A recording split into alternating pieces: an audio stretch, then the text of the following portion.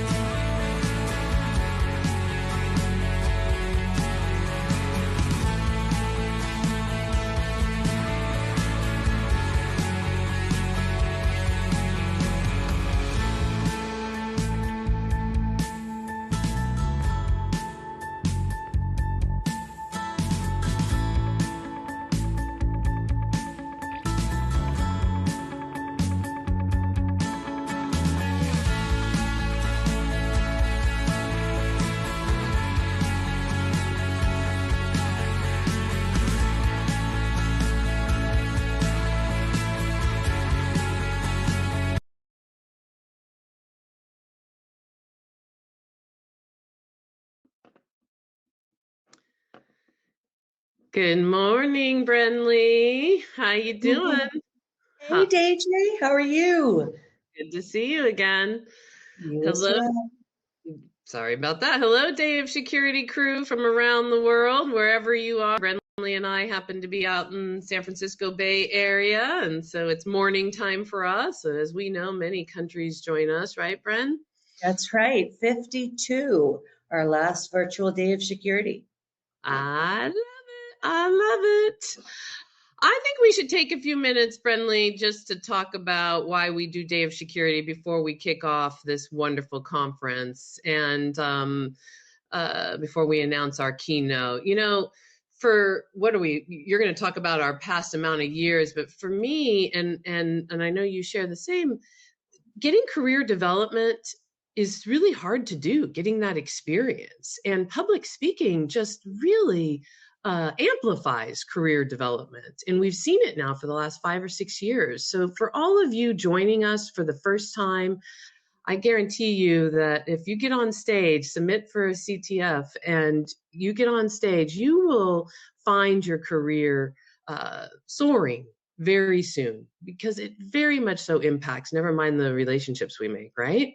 That's right. And it's the heart of why we started Day of Security back in 2017, was to really focus on creating a space, a safe space for women to network, a chance for them to speak. Deidre, as you've mentioned many times, getting a public speaking ability is really hard to get those type of opportunities. And so we created the Day of Security so that we had a platform for women to get together. It started, as I mentioned, in 2017 with 25 women sitting around a conference room table at Lookout. We gave them a really quick capture the flag. And at the end, the winner got an all expense paid trip to DEF CON. It was a full day of lunch and learn. Okay, and so that started in 2017. Since then, we have had 11 conferences. This is number 10 conferences. This is number 11, which is so hard to believe, so exciting. And during COVID, we had to get creative and we pivoted to virtual. And that has been extremely successful. So we are now back to going both virtual, and tomorrow we'll be in real life in San Francisco. So here are some of the stats. As you can see, we have a good percentage of our folks that are fresh to either cybersecurity or fresh in the industry. And then we have lots of folks that have many years of experience. We've had over 6,000 women come together, which has been really exciting since the beginning. We this just Deidre, it gets a momentum of its own. So I we're know. really excited about that.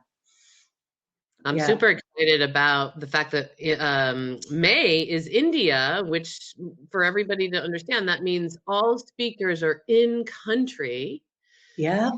Yeah. Everybody join. It's just a different time zone, but how exciting that we get to support our sisters specifically in India, and who knows where we'll go next. Yeah. And it's so exciting because it is the one area our marvelous sponsors have asked for over the years is Yeah. when are you going to have a conference in India? And Yeah. so you're right, it's May 30th virtual, and we're really excited to bring it in country. And that means 3 in 1 year. So 2024, we're having 3. We have November in Boston and digital. So more and more opportunities for women to get the stage and build their careers, their network, their sisterhoods. Super exciting. Can't do And without we our sponsors, right? can't do it without our sponsors. A huge shout out to our sponsors. They have been so generous in helping us put on this conference. Our goal was always to have it for free. And with Yep. our sponsors, we're able to do that. A quick shout out, if you will, at 12 o'clock Pacific, you'll get the opportunity to meet our sponsors. And all you need to do is go to the exhibit hall tab in your registration page, or you could just go down to 12 o'clock on the agenda and you'll find links to our sponsors. And our sponsors are there to interact with you. Many of them have presentations, and it will be an opportunity for you to just have a comfortable chat. Yeah, yeah. And I have to say that if it wasn't for Lookout, we would not be here. And I have to say that because it's true. And I am so thankful for your partnerships and the money that you give us to make this conference happen. And everybody, seriously, it is hard to raise money. And we all know that DEI is under more scrutiny and I call it attacks than we've seen in Yeah. a long time. So thank you to the entire Lookout Foundation and Pledge 1% that you all are a part of is really special. And Deidre, I just must say it is an honor. It's part of our foundation themes. We're really proud of it, but we could not do this conference without you, without Kelly. And I'm going to give a big plug, Deidre, you are off to the White House on Monday.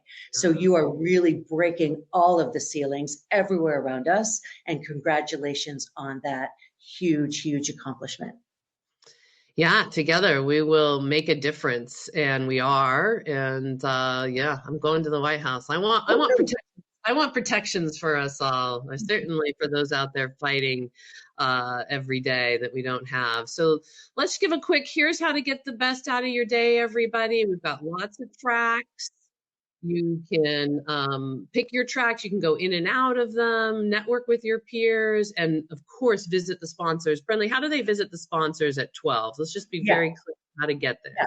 So once again, you could either go to your registration and go click on it on the upper right-hand corner. You'll see a tab called Expo Hall. That is one way, or the second way in the agenda. You could just scroll down to 12 o'clock Pacific and you'll see links to get to the exhibit hall. Awesome. Awesome. All right. Well, sisters, last time we kicked off DOS, I shared a poem that I wrote for a keynote about why do I need an ally? And this event, we all thought it would be great to read America Ferrera's powerful monologue from Barbie before we kick this off.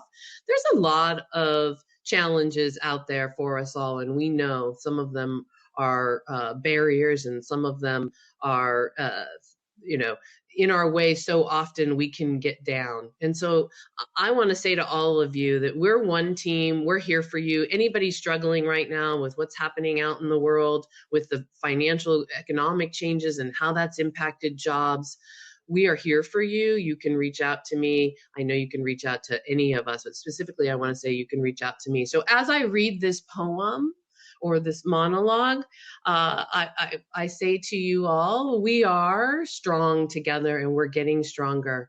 So if you don't have a support system, get it today. Reach out to me, reach out to any of us on this team. All right, here we go. You have to be thin, but not too thin. You can never say you want to be thin. You have to say you want to be healthy, but you also have to be thin. You have to have money, but you can't ask for money because that's crass. You have to be a boss. Oops. You have to be a boss, but you can't be mean. You have to lead, but you can't squash other people's ideas. You're supposed to love being a mother, but don't talk about your kids all the damn time.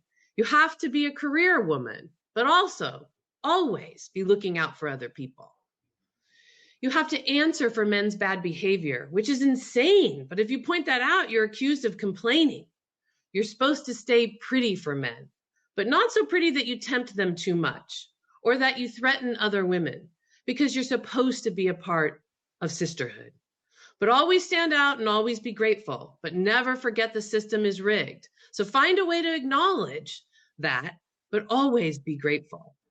You have to never get old, never be rude, never show off, never be selfish, never fall down, never fail, never show fear, never get out of line. It's too hard, it's too contradictory, and nobody gives you a medal or says thank you. And it turns out, in fact, that not only are you doing everything wrong, but also everything is your fault. I'm just so tired of watching myself and every single woman tie herself into knots so that people will like us. And if all of that is also true for a doll just representing women, then I don't even know. And with that, my sisters, I say to you, we are together and we are one, and we can conquer a lot together. Fabulous, Deidre. I know that the first time I heard that poem, a lot of people were crying. It is time for us to introduce our keynotes, and I am super excited to introduce, I hope I get to call Jules by the name I know, Jules. Juliet Okafor, JD, is a cybersecurity professional who has combined her knowledge of the legal system and cybersecurity solution models into success stories across Fortune 500 industries throughout the US. Her ability to scope, plan, and design the creation of an OT, cybersecurity management system framework for one of the largest cruise lines in the world is a testament of her commitment and leadership regardless of the challenge. She is a passionate cybersecurity solutions visionary and strategist who builds the Fortune 500 enterprises' overarching security strategy that governs all the smaller strategies within. She is a person who determines how to solve the company's problem, be it vulnerability management, incident response, or reducing the risk associated with technology or vendors, and then puts a plan into action or a roadmap to remediate the risk in place using a combination of people, transforming operations, and an array of emerging security technologies. Julia's contribution with the key infrastructure cybersecurity leaders in the energy, manufacturing, maritime, transportation, and chemical sectors have led to a realistic and integrated IT, OT, and cybersecurity programs with positive security results. Juliet is currently the Chief Engagement Officer, CEO for Revolution Cyber. Jules, it's so great to have you. I have the pleasure of meeting you many, many years ago, and you've always, been moving your career forward, taking on all the challenges, and I thought to myself, we need to get Jules here to share her knowledge. So thank you for joining. Thank you for having me. It's a pleasure to be here. Well, you have the stage, and we look forward to listening on the backside. Great, thank you. All right, can everyone see my screen? Yes. All right, it's a pleasure to be here, everyone. And my name's Jules Okafor. I'm also called Juliet. I answer by either, but I don't get called Julie. That's not my name. Today I'm going to talk to you about how we cultivate together the future of cybersecurity. And part of that conversation will be about what I believe to be the artistic science that demands women's leadership. And so A little bit about me. So, I met Deidre Diamond now years ago. We actually met in Boston over dinner. And even at that time, my experience having been in communications, I have 2 communications degrees. I was in sales for a number of years and really stumbled into cybersecurity about 10 years ago. Actually, this is my 10-year anniversary, because I was looking to make a major change in my career and just thought, if someone's to move into a different area, well, why not me? And so prior to that, I had studied at Temple Law, received my law degree, chose not to practice because for some reason, the bounds of legal work just seemed too boring for all the things that I felt like I had to give it. And so what I did early that 2014 is I actually joined as a sales executive to a small MSSP out in Ashburn, Virginia. And I had never done security. I'd never done anything in computer science. And what I had, though, was this really committed sort of vision to the fact that I needed to be successful, and not successful in that I needed to make a ton of money. Successful in that I needed to feel like what it was that I was doing was aligned with what I believed to be my purpose. Since I was been a little girl, have always felt like there was a purpose for me beyond growing up in like the inner city of Brooklyn, New York, and coming from 2 immigrant parents out of Nigeria. I just knew that there was this big open world, and somehow, some way, I was going to make a mark. And cybersecurity was one of the ways that I was able to do that. By leveraging what was my long sales career, I moved into selling cybersecurity technologies. So during that time, I was also the single mother of 2 girls. In fact, I would say that the intense sort of commitment you make and loyalty to this career may have been what contributed to my divorce many years ago. In many ways, it tore me down. And then in many ways, it built me back up because I had to learn to be resilient, and I had to learn to be on my own, and I had to figure out how I was going to create a future for my 2 girls. And so what you'll find about me is that the totality of me makes no sense on paper. It doesn't even have any rhyme or reason to why I'm in this space. But what I'm very clear about is that having been here now, that there is no person more suited to this space than I am. And my journey here is demonstration, and this conversation today is about there is no other person suited to be in cybersecurity other than you. And so I've been able to, in my career, do lots of great things. I have testified before Homeland Security. Was one of the first people to put together the ISC squared women's study with Forrester back in 2019. And then I've also become a best-selling co-author with a number of other women in the Black Women in Cybersecurity Collective in the book, Securing Our Future, Enabling the Resilience and Brilliance of Black Women in Cyber. So when I thought about the conversation that we needed to have today, there were a few things that I wanted to make sure that it touched upon. Science has been something that I've not been very good at. And yet, oftentimes in cybersecurity, this conversation about STEM and needing to be in computer science and needing to spend tons of time with algorithms or mathematical equations or any number of systems engineering makes some people more suited to the space than others. But I want to counter that perspective because it does a few things. One, it creates a hierarchy in our space of technical versus the non-technical.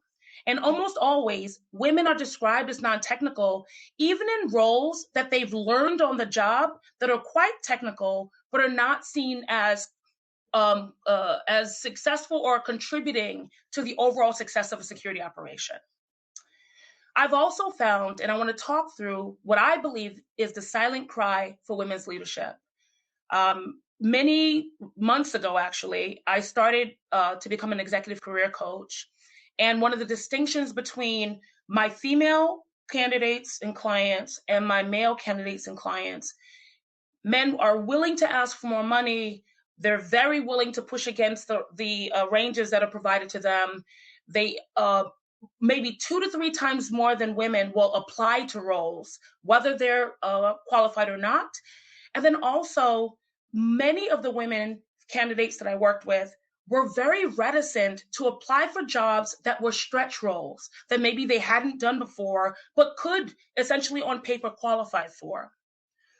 And then what I want to talk through is we've got to revisit this idea of what it means to be creative, innovative, and a leader in cybersecurity.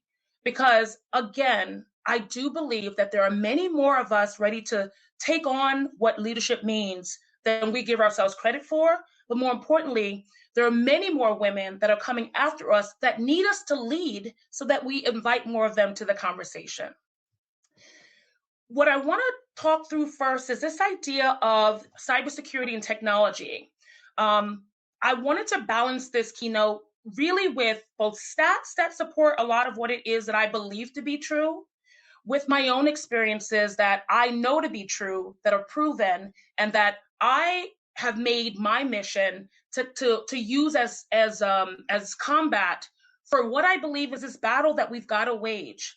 And what I want to say is at the end of this is I'm going to provide a call to action, and I want everyone to take steps, whether you feel comfortable or whether you don't. So let's start with what those stats are that I believe are central to this conversation. When I helped years ago with the ISC Squared cybersecurity workforce study, 24% of the cybersecurity workforce were women. I will tell you that I've been doing quite a bit of research, using multiple studies, reviewing multiple stats, and I can't say that that number has gone far beyond 24%, and it definitely isn't any more than 30% of the labor force. I've also continued to see over and over again this gender gap that is divided by pay, and then the disparate reduction of workforce, that where you find women, people who are neurodivergent, and then junior entry-level people, and then also minorities in cyber. Women are earning a larger share of the computer science degrees, 21% of the information science degrees.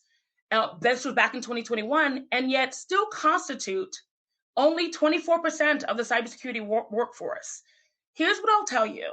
The women that I've experienced have been more qualified, more dedicated, more willing to be inclusive, and yet over and over again, I'm seeing women leave the workforce, either because of the employers letting them go, decisions about this work-life balance needing to be much more focused towards life, and then other decisions that they're making about other industries that are much more inclusive and conducive to having a well-balanced life.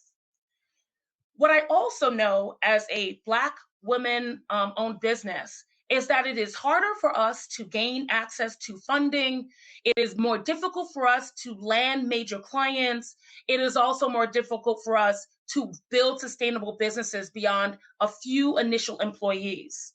But more and more, what we're noticing is that on the back end, to the benefit of our industry in the marketplace, we're finding that women-led tech startups deliver a higher revenue based on investment overall, and then 2 times more investment per dollar than the men-owned statistics. And yet, less than 1% of startups founded by invested in total are actually funded by women. So we've seen a rise in the number of funds, investment groups, and resources really focused on helping women businesses run and scale. But specifically in cybersecurity, it is both difficult and it is hard to find a woman-owned company that makes it to that unicorn status. And so what we need to talk about today is both the assumptions that people make about who is qualified to be in cybersecurity and why they make those assumptions. And then also, what are the parts of the industry that maybe are non-traditional that lend themselves to women more so than even men? So when I applied for my first job in cybersecurity, I thought one of the first things when I went to my interview was, going to tell me to go away because quite literally, I've never done this. It's highly technical. My degree is in communications. I have a law degree. I'm not sure how that applied. And what I was surprised when I sat with the two gentlemen that I met with that day was that each of them had also stumbled into cybersecurity, but they collectively had built a business where they hired people who had specific computer science skill sets and had the underpinnings that were necessary to build a cybersecurity business and then also a product/service solution.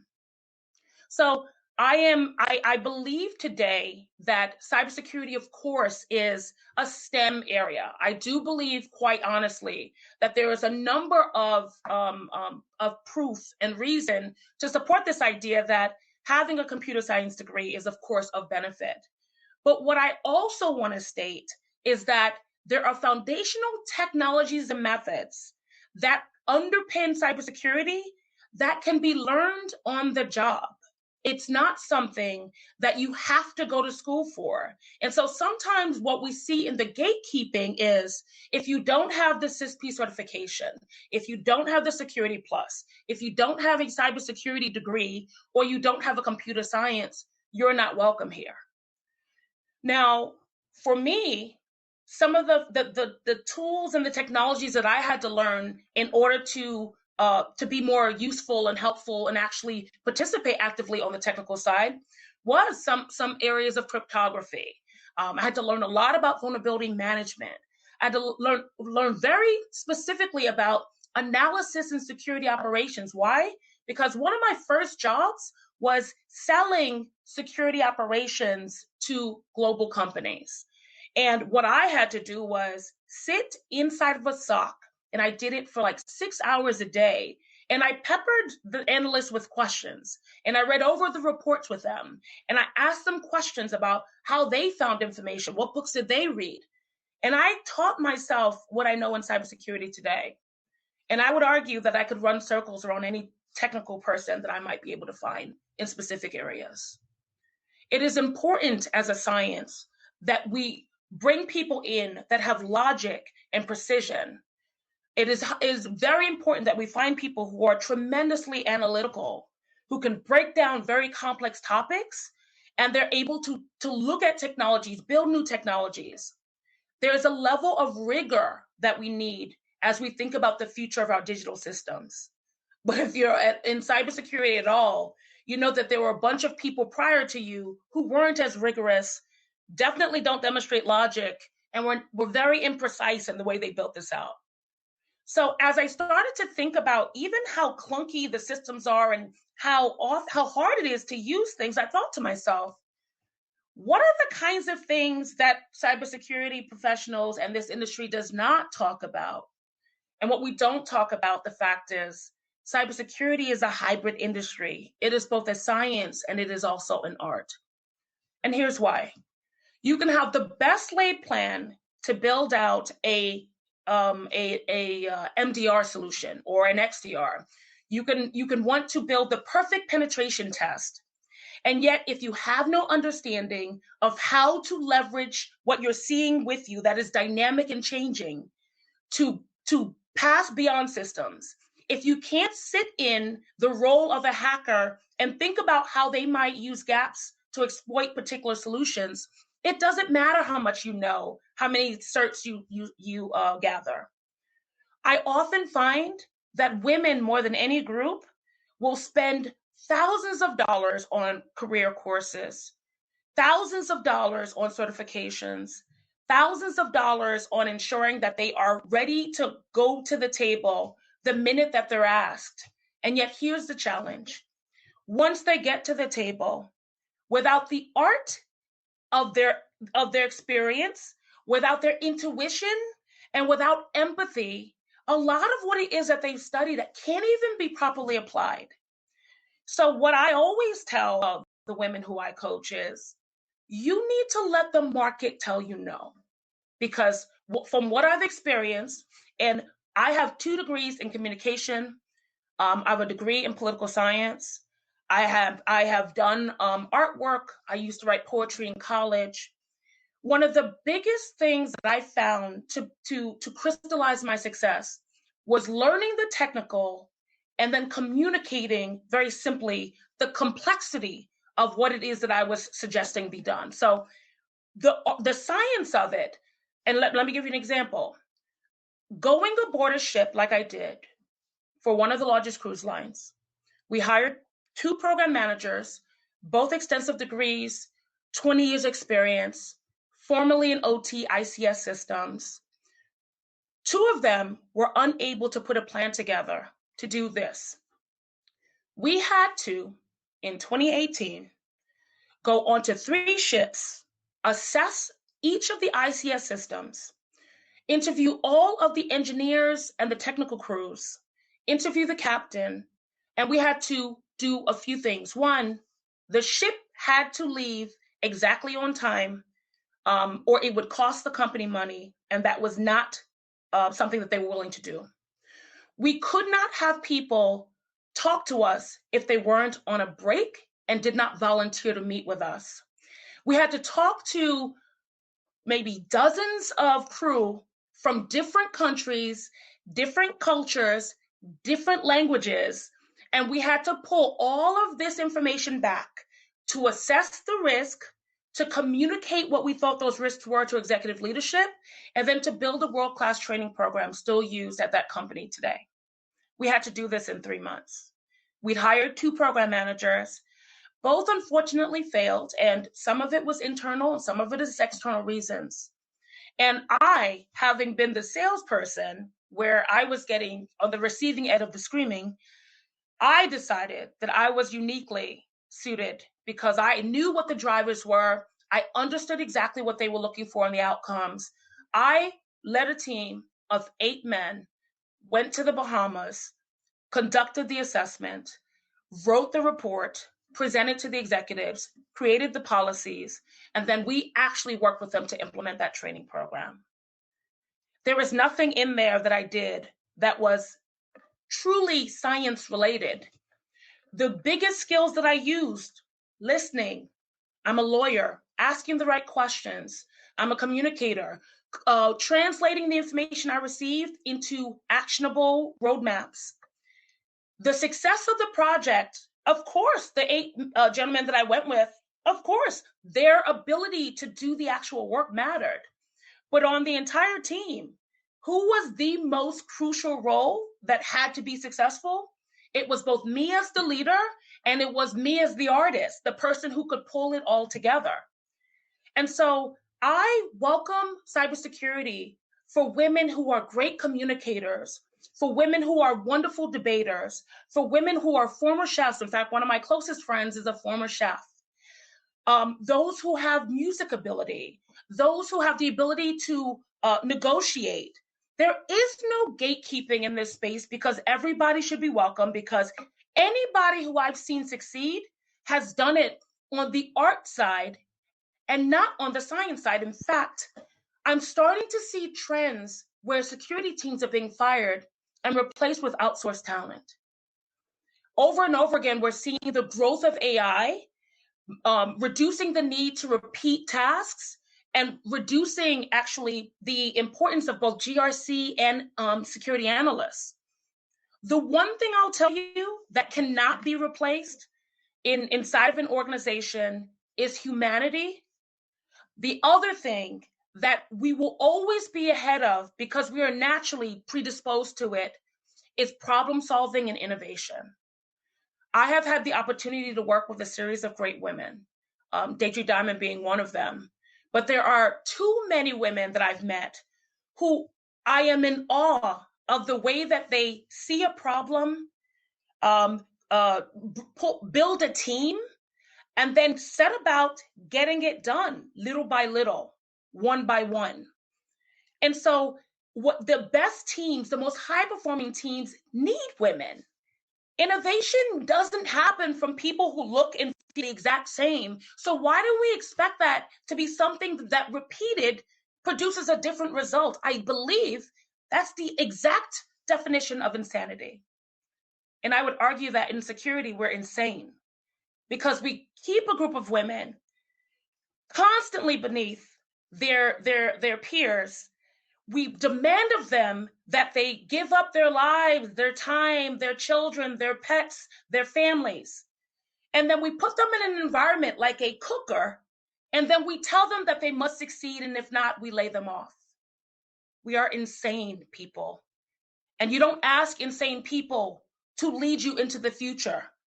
You ask a new group of people who haven't been tainted to come in and take a clear look at what is going wrong and come up with another perspective, a different look, another way to see things. And we've got to solve this problem. One of the biggest things that I would say has led to any innovation one might say that I have is coming in, looking at things that seem crazy to me, like why are we using SIM in the way that SIM is used? Oh, because there's a requirement or a regulation. Does it solve any problems? Maybe. Does it cost a lot? Of course. Are we getting any benefit? No. Do we need to hire people to manage it? Yes. Why hasn't anybody talked about how to improve SIM? But I can tell you, if we put a bunch of women on the job, it would be solved. Why? Because we are one of the most innovative groups. We take very little and make it into quite a bit. And so there is room for someone who doesn't even know that they belong in this space to join and improve on the things that we meet every day that we go, who made this? Likely, if we're asking ourselves that question, it wasn't one of us.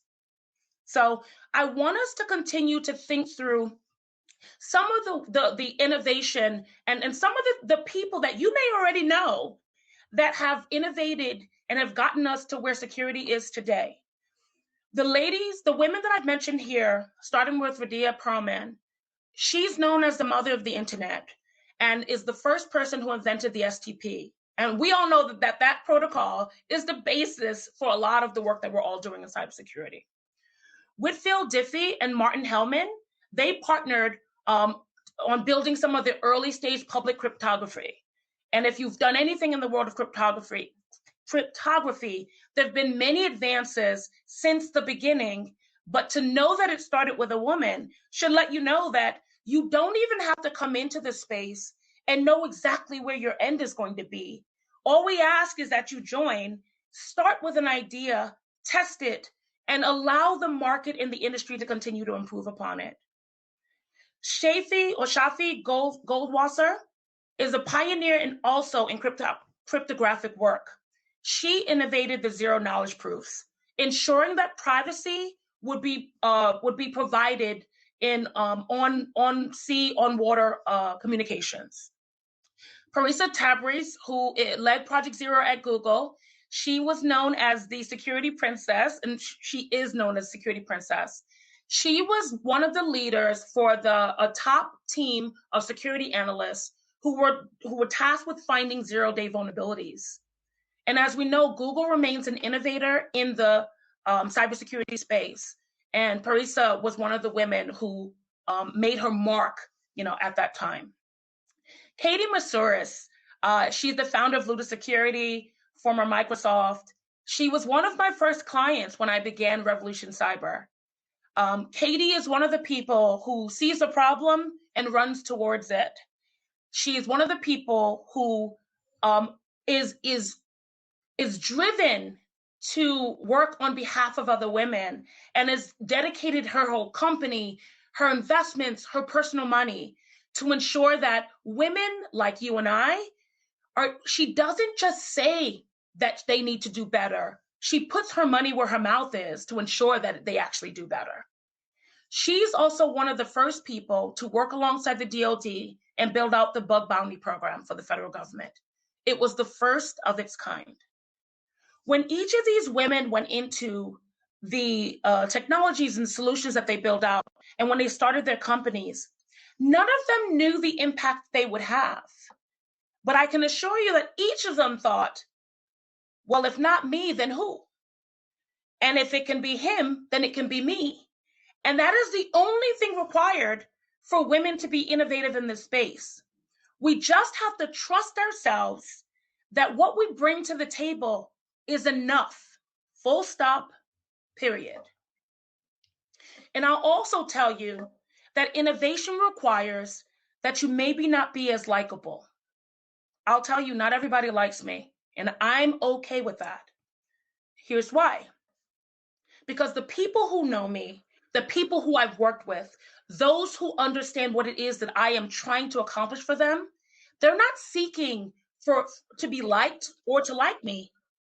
What they're seeking is the opportunity to gain from my intense focus on their behalf. So the only thing that I want is the ability to gain their respect. And when I demand respect. It's the only thing that I ask of. So my hope is one day my daughters can look back and one of them maybe will be presenting and my name will be listed. But what I'm asking of each of you is to continue to innovate in your own way every day in your small feats, and don't allow anyone else to dictate to you whether you can or you can't be in this space. The idea of our collective future will be focused on this idea of human-centered leadership. The impact of women's unique leadership styles is critical. We have a tremendous number of women that come to the table with crisis management skills because we're caretakers. We both care for our kids, care for our parents, care for our neighbors and our peers. There's a critical need for women to jump in and to lead at the director or above level. One of the key distinctions I've seen in coaching, at the manager level, you have to have, in terms of being considered, the expectation is that you're meeting, let's say, 50% of the required roles. But this jumps maybe to about 90% once women start to apply for director or VP roles. And so what I'm going to ask you to do is this: play the game, because it's a game. There is no role that you couldn't do. There's no job that you couldn't get qualified on while you're sitting in the role. And there is no one who should keep you out of a role because you're not a perfect fit. There is none of us, both men and women, who are perfect. And therefore, setting a criteria of perfection before you apply to the next level only sets you up to remain static. And yet the women at the bottom are being let go. They're being replaced with AI. So this is the critical time to climb the ladder. AI cannot replace executive leadership. You further want to future-proof your skills. You want to focus on empathy. You want to foster collaboration in all that you do. And communication is queen. Communicate, over-communicate, and don't hide in a corner and do your work. Be visible, be transparent, ask for your raise, seek your promotion, and help other women up. If you're not helping women up, you cannot be a leader. And if you're sitting among women and you're the only one who steps up to lead, pull another woman with you, demand of her that she do it too.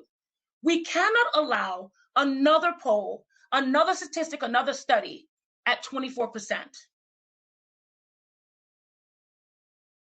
I want to close by asking a few things. One, here is a call to action that we reduce the barriers that prevent women from entering or rising in the cybersecurity space, that we work together and many of the smaller nonprofits collaborate together on strategies to remove all of the barriers, and that we actively find mentors, allies, funding, because the money is important, to support and advocate for gender diversity. If there is one of us allowed in, we will all be allowed in. And what we have to do is to continue to fight. I finally want to say that if I've said anything, I want to make known that the science, the art, and leadership in cybersecurity is tantamount to who you are, to who I am, and to who we will be. The future workforce is about humanity, and we as women have those in droves. All of this work that I'm doing aligns with a company that I started after leaving my senior SVP role prior to this. And I started a business that supports my personal passion and my professional mission. And so I'm asking that each of you be the change you wish to see. It's been a pleasure today, and I hope that each of you will reach out to me. Thank you so much.